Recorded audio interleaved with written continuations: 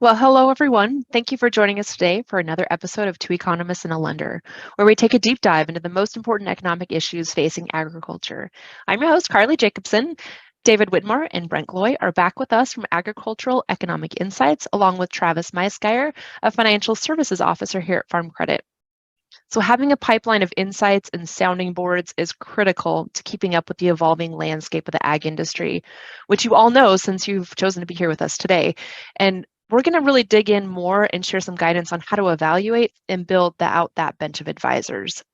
Brent, let me get this kicked on over to you. Thank you, Carly. Great to be with everybody today. We are looking forward to this episode today because it's one we've been talking about for a little while.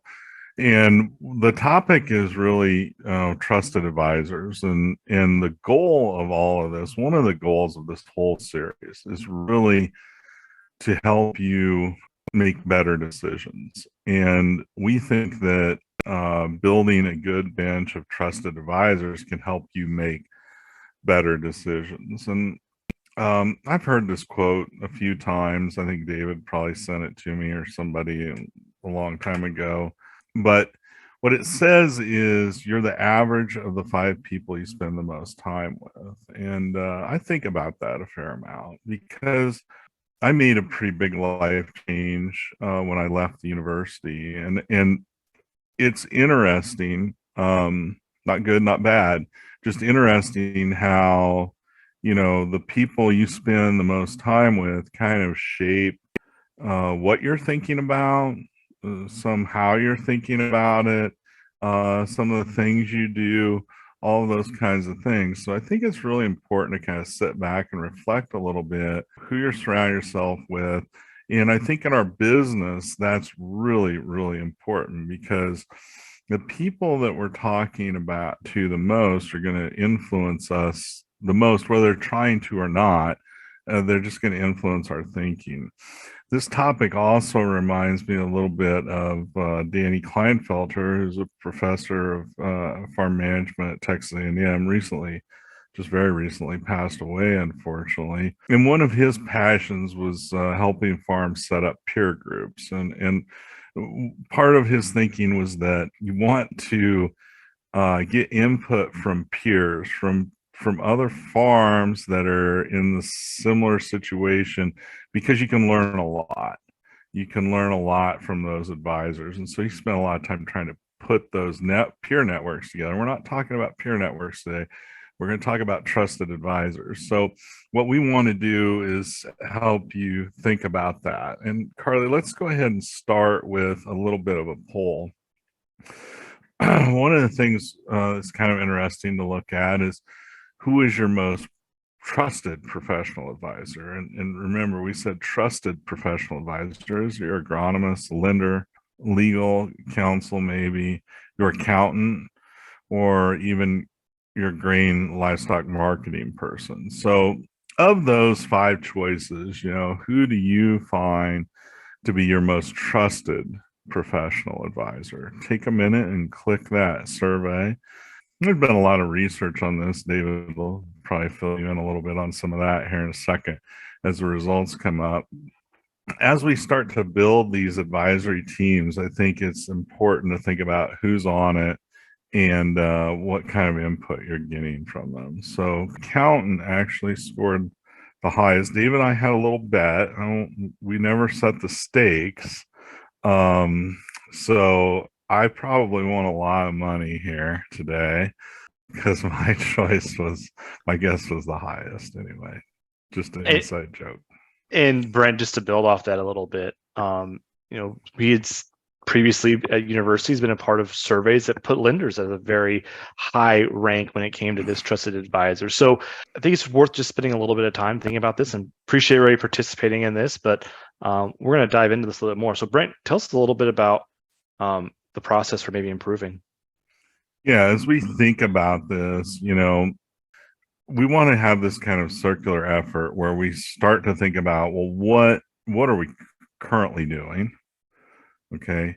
What needs do we still have left unmet? And then how can we improve that process? And David, you like to use that example of a T-ball team, I think. Yeah, I think most of us can relate to the little league team or maybe high school sports where these coaches get given a pool of talent.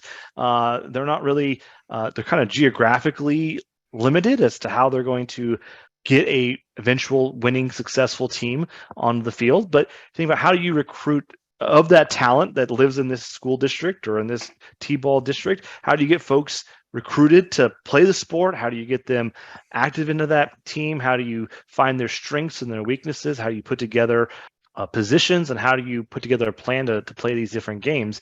And oftentimes the similarity here is born into a geography or into a family that has a lot of trusted advisors in there. But our goal as individuals who want to make better decisions is, how can we continue to improve that bench? How do we find the right people at the right time to help us solve the right challenges that maybe our operation is working through, or the opportunities that we're considering?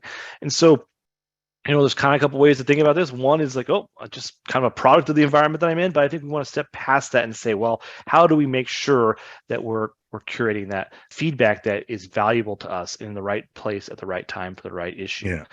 And I think that's important, especially for younger and beginning farmers, because as David, you might have inherited a team of advisors that worked well for maybe your parents or the senior generation, but sometimes it's important to kind of get your own set of people. I'm not saying throw all the other ones away. You want to take input, but it's also good to kind of bring in a group that you can communicate with as well. So, Brent, we're going to walk through each of those three parts of that step that we talked about and share some thoughts to help all the listeners today take these lessons back to their operation and start making some improvements in their bench and their process and how they're using that. So the first step here is review your current efforts. We're all doing this automatically.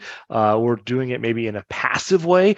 And so the idea here is, how can we be a little more intentional? And the first step is do a bit of an inventory. Who do you turn to for input? Is that relationship formal or informal? And as you start to unpack this, you're going to find out that maybe there are some advisors who you ask a certain set of questions, and maybe there's some friends who you ask a different set of questions.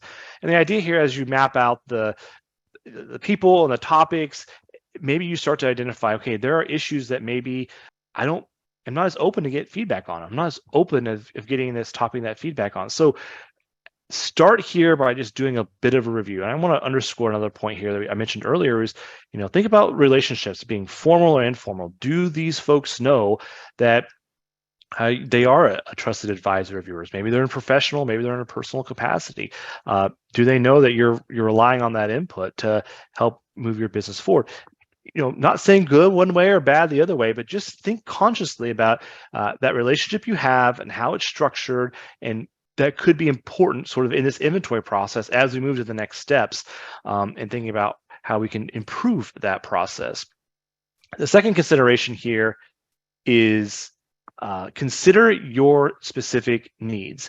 First off, one way we can think about these needs is to think about our key business activities. Are we a livestock operation versus a crop operation? If we're looking to add one of these enterprises, maybe we need to have more trusted advisors to help us with the agronomy issues or the feed issues or the calving issues. Maybe we just need to add more expertise as we develop these parts of our businesses or grow them. Another way we can think about our needs is through the business functions. Maybe there's the production, actually raising the grain or raising the livestock. There are financial functions, HR functions, risk management functions. And so you can go through here and think about those key activities and key functions and where you might have some needs for trusted advisors to help out. Another consideration here is thinking about the current challenges your operation might face, or the future opportunities, the future plans. When you sit down and say, okay, what's holding us back from reaching our current goals? And then what are those long-term goals that we're working towards? This could be a way for you to really step back and consider those needs that your operation has in store. The third point here I want to talk about, this kind of get a little bit more on the personal side, building off that idea that we talked about earlier about you might have inherited a set of advisors, or maybe there's advisors that are helping other members of your team, but we all have very unique blind spots, part of our personality, part of our background, our education, or just the general quirks in our being. We have blind spots, and the thing about blind spots that are really tricky is we often don't know that they're there, and second of all, when we get into trouble with them, we're quick to, blame somebody else. I always think about my grandmother growing up. She lived at this house for most of her entire life, and she's backing down the driveway one day at this dinner party, and everybody was in the yard, and she hit this big oak tree. It's an 80-year-old oak tree. She was flying out of the car and said, "Who planted that tree there?" It's like, well, Grandma, that tree's older than you are. It's a giant tree. You've known that trees are there for a long time, but it's really important to think about our own personal blind spots. Maybe there are just issues around finance, or I grew up my activities on the farm. I didn't like baling hay. That was sort of this activity I didn't like to do. It was sort of a blind spot. I never really wanted to think about it. I never wanted to apply any, mental capacity to it, because it was a spot that I wasn't very excited about. So this is something we can all think about personally. Another consideration here, and when you're thinking about your operation needs, is remember that not all of the experts are all the same. There are lawyers who we might need to tap into very different sets of circumstances. Maybe we've been using a lawyer to help write contracts for rental agreements or buying farmland, but maybe we now have a transition issue. Maybe we need to have a little different lawyer to help us navigate that. Similar with accountants. Maybe there are accountants that do a really good job for tax planning purposes, or helping us prepare our quarterly financial estimates. We want to make sure we have the right accounting team to help us think through that. But you can go through all of these different experts, have different skill sets, and we want to make sure that we have the right one lined up for the needs of our business. And finally, building off that individual personal level is the personality fit. That could be an important consideration. There could be somebody who's a really great expert in this topic, but there might just be a mismatch in personality, or maybe there's an opportunity whenever you transition the leadership of an organization. Maybe there's a great expert that's in helping your father, or might be helping your children and the next generation, but isn't a great personality fit for you. That's just important to keep in mind, important to reflect on, because ultimately these trusted advisors have to be someone you trust. And there's a combination of competency and just the trust factor. So we want to keep that in mind.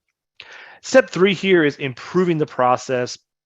It's always about iterating and making small steps forward over a long period of time. And so it's always important to think about how can we improve. So the first step we have for you to think about is refine how background information, or review how background information is shared. How are we going about preparing for the conversation that we want to have with that trusted advisor? Maybe it's a group of friends at a coffee shop, maybe it's an accountant, or maybe it's our lender. How are we going to prepare for that? We spend 365 days a year, at least 12 hours a day, thinking about our business and maybe the challenges that the business is facing. But how do we, boil that down into enough of a conversation starter that you can start to glean some insights? We want to be very focused in the information that we bring to them. We want to make sure we're bringing, the important pieces of information, and we want to be clear in the questions or the uncertainties that we're thinking about.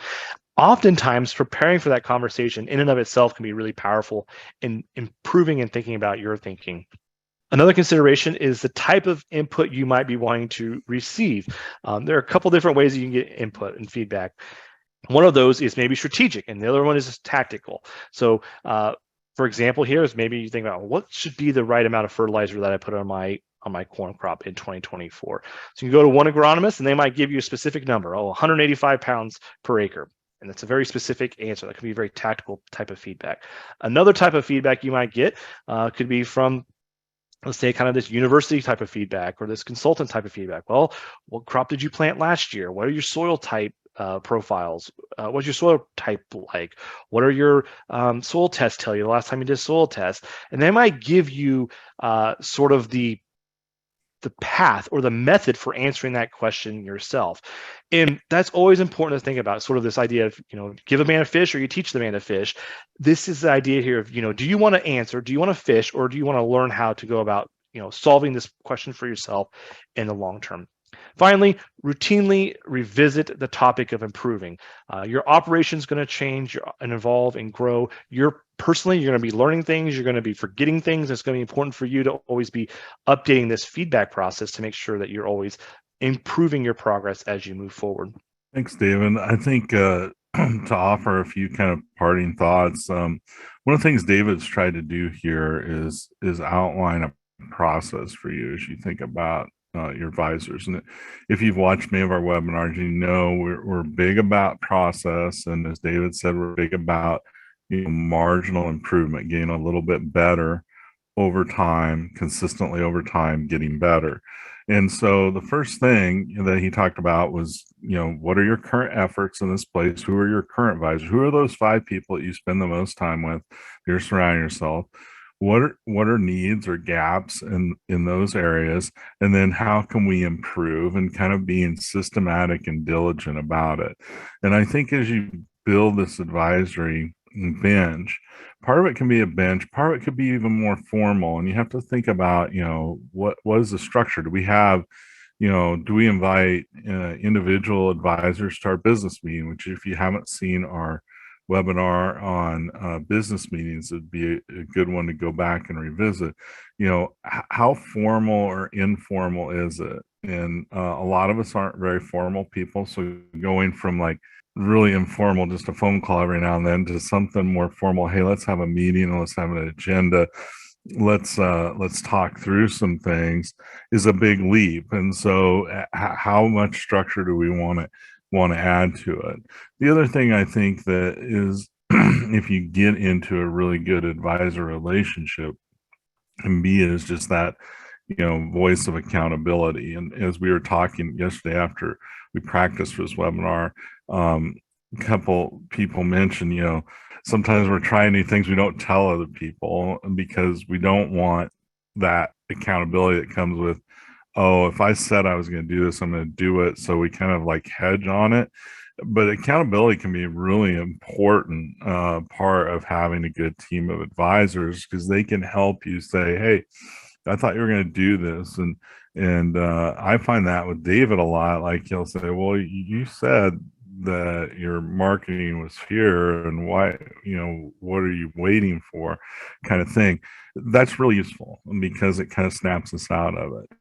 I think at the end of the day, though, with these advisors, the problem isn't really finding opinions. There are lots of opinions out there. It's sorting through all that noise, and there's just a ton of stuff coming at you all the time. And if you're not strategic about how you're filtering that and thinking about it, I think it can be a little bit overwhelming, and it can lead us down probably some paths we don't want to. So I think deciding what information we want is harder than getting input. And the other issue is that as we start to gather that input, sometimes we get in that mode of, we had a webinar on the OODA loop, which is observe, orient, decide, and act. And we talked a lot about how we like to observe the environment. We like to spend time orienting. And sometimes we get stuck deciding or taking action. And so sometimes we just gather and never make decisions based on it. So we want to avoid that as well. And we'll kind of close with a thought. And I think David attributed this to our host, Carly Jacobson. So if you surround yourself with people that think like you and confirm what you already had in mind, it's not really a bench of advisors, it's an echo chamber. And David and I talk about echo chambers a lot. And what that is you get into a place where everybody's just parroting back the same ideas. It's the old preaching to the choir kind of idea. And so as we build your advisors, you want to find people that will give you honest and not self-serving information. So Brent, now we're going to invite Travis to join this part of the conversation, and we're going to have a quick conversation with him. And then also, as a reminder, at the 30-minute mark, we're going to wrap up and do the overtime Q&A. So invite all the listeners today to submit your questions for Brent, myself, and Travis to answer once we hit that 30-minute mark. So Travis, thanks so much for joining us today and helping us prepare for this topic. You've had a lot of great insights, and we want to share those now. Before we kick that off, let's have you tell us a little bit about yourself. Appreciate you guys giving me the opportunity to be part of this episode today. Advisory boards are something I think are very important for everyone, whether you're just an individual or someone trying to run a business. So looking forward to having this discussion today. So thanks for the opportunity. But a little bit about myself. I grew up in Northeast Iowa, involved in agriculture, but not directly from a production ag family. I knew at a young age I probably wouldn't be involved in production ag itself, but knew I wanted to be involved in agriculture in some fashion. So anyways, fast forward, I went to Iowa State University, got a degree in agricultural business. And while I was at Iowa State, had the opportunity to be introduced to Farm Credit Services of America in the form of an internship. And then, kind of one thing led to another. From that internship, I had the opportunity to join the team at Farm Credit full time up in the Mason City, Iowa office. So I was up there for about 3.5 years, working with all sizes of row crop operations. And then in 2020, I had the opportunity to relocate to Southeast Iowa to be closer to my now wife. So I've been down here in Mount Pleasant, Iowa for about 3.5 years as well, working primarily with large full-time row crop operations, helping them to continue to grow their operation, as well as introducing new operations to Farm Credit Services of America. Well, great. Thank you for that. Curious, as we dive into this topic, do you have a personal bench of advisors that you turn to? And if so, how do you use them? Yeah, so I do have my own bench of advisors, and I would say I really almost have two different types of advisors. I have advisors that I turn to for personal things, and I also have advisors that I look to develop my professional career. Some of these people I've known for years, and others I've recently been introduced to. It's really a good mix of personal and professional, and how I view my advisors, David, is really that they're here to help guide me, but not to tell me what to do. I don't always take their advice exactly, but I do always strongly consider their advice. Here's my opinion. At the end of the day, you're the decision maker for your life, whether it's personal or business. So your advisors can be there to help you make good decisions, and they should be there to help you make good decisions. But at the end of the day, they're not here to make the decisions for you. That's ultimately your decision. I think it's a really powerful distinction there between who makes the decision, and it's ultimately our individual responsibility. So really appreciate that. So lenders are often viewed as that trusted advisor. It wasn't in the top position here in this survey, but it was definitely up there. As a lender, I'm curious to have your feedback on that. First, why do you think lenders are often highly ranked in this trusted advisor role? And then two, what happens when your expertise as a lender maybe doesn't line up with where the operation is growing and headed in the future? There's a lot to that question, so I'll start unpacking that. And I think that there's really a couple reasons why lenders are frequently viewed as one of their top trusted advisors. The first one with that is finances are a very personal subject for many people, for most people, I would say. And as lenders, we handle all their finances and know more about their finances than really anyone else does. So people put a lot of trust in us for that. I think we're also viewed as ethical and honest professionals that are here to help them succeed.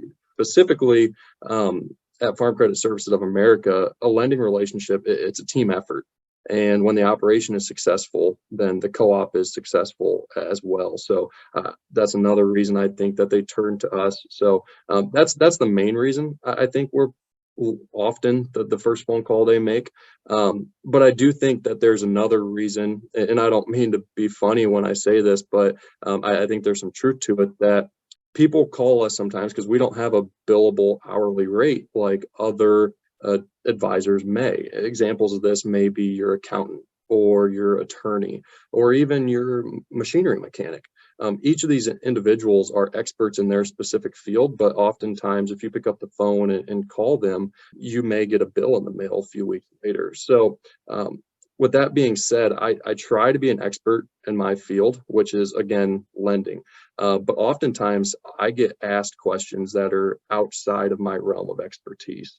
And in that situation, you simply have to refer refer that question to the person who is the trusted expert in that area. So there's an old saying out there that's you get what you paid for. And I really think that there's some truth to that, David. There are times it's, in my opinion, necessary to pay a little bit of money to gain a lot of good advice. So I would just tell people, as you're looking at who you frequently call or for your first call of advice, ask yourself the question, is this the person that can give me the absolute best? And then kind of moving on to the second part of your question there about what if your advisor's opinion doesn't line up with where you're at, or what if you've kind of outgrown your advisor? I would say I think it's very important to remember that your advisors can and should change. A unique thing about Farm Credit Services of America is really every lender here is an expert in agriculture because that's all that we do. But I would still say that different people within this company are very much experts in different areas of agriculture. I think that's important to remember. And another thing about advisors is that utilize advisors to help build your network. Advisors know a lot of other people who are very knowledgeable in their specific areas of expertise. So really utilize your advisors to continue to grow your board of advisors. And I have a quick story I want to kind of share on this topic. A few years ago, I was working with an operation who was looking at making a pretty substantial change to how they've ever done business. They had historically been a hog operation that owned sows and farrowed and then raised those feeder pigs up to market hogs, and they owned the pigs all the way through. They were looking at making a change to potentially exit the sow part of the business, and they looked to me for some professional advice on what are our options? What do you think we should do? They were thinking, do we buy into a sow unit? Do we buy feeder pigs on the open market, or do we go to some form of integrated feeding where we don't have any ownership in the pigs?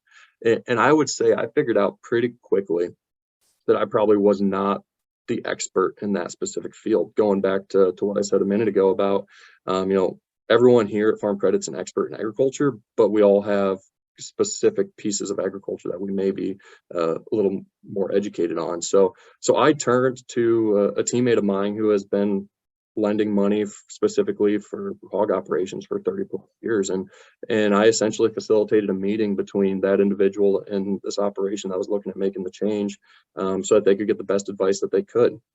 Now, that by having that meeting, that operation now has another advisor sitting on their panel, or on their bench, excuse me. I'm still the primary contact that they call if they need anything or have questions, but they reach out to that other financial officer frequently to ask them questions about swine specifics, and I'm 100% okay with that. I think it's great, and I think that we've made our relationship stronger because we all knew our limits and had respect to grow with each other. Well, Travis, that's really great. I think as advisors need to, if you're in an advising role, you need to think about what are the limits of the advice I'm giving, but also if you're receiving it, does this advisor know their limits, and are they going to stop at their limits? So that's really great. I have a couple of questions that we're going to carry over into overtime for you, and we're going to get to all the viewer submitted questions as well. But at this point, thank you so much, Travis. I'm going to kick it over to Carly to wrap us up before we get into overtime. Carly? So next month's Two Economists and a Lender webinar will be on Thursday, August 24th, about evaluating cash rental rates. It's not just farmland values. Cash rental rates are also considerably higher in recent years. So we'll review the most recent data, consider how pricey conditions are, and discuss management strategies going forward into 2024. So look for a link to register for that. So let's go ahead and jump back over into that Q&A, because I do know we've got a couple things we want to get back to. Travis, who is an advisor that you often see overlooked as individuals, or specifically producers that are listening today, are thinking about that bench that they're trying to build and curate? That's a really good question, David. And where my mind goes with that is looking around your community at other individuals and other businesses that have been successful in their life and in their business, but maybe are not specifically involved in agriculture. An example of this may be a successful welding shop in your community. If you think about how that business operates, a welding shop, they have a high overhead because of all their machines. They have busy times of year, just like farmers. They have to work with suppliers to get all the materials to produce whatever they need to produce. And they also have to manage employees.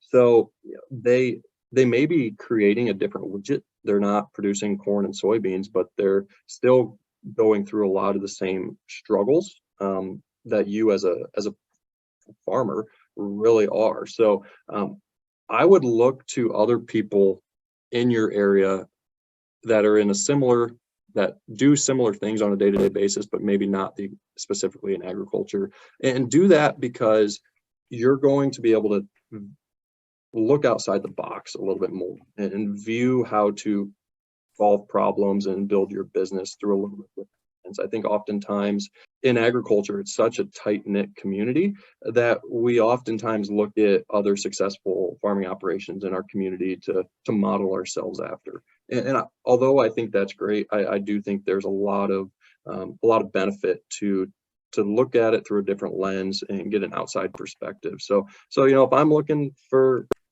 often overlooked advisors, I'd look for someone who does something similar to me, or has to make similar decisions, I should say, but isn't exactly in the exact same business that I am.